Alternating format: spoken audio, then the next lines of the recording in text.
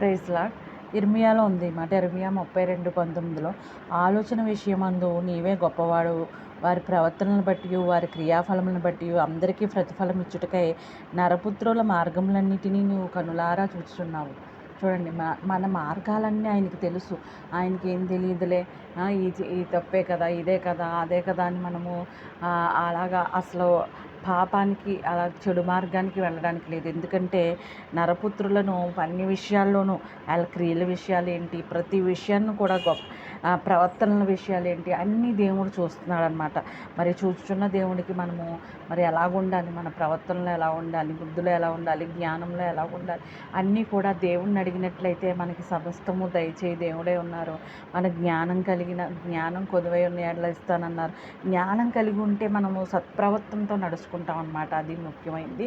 మరి సత్ప్రవర్తనతో నడుచుకున్న వాళ్ళకి దేవుడు ఆయన మార్గాల్ని తెరుస్తాడు. ఆయన మార్గాల్ని మరి దేవుడు కన్నులారా చూసే దేవుడై కూడా ఉన్నారు. కాబట్టి మరి మనము చక్కటి మార్గంలో వెళ్దామా? ఆమేన్. హల్లెలూయా.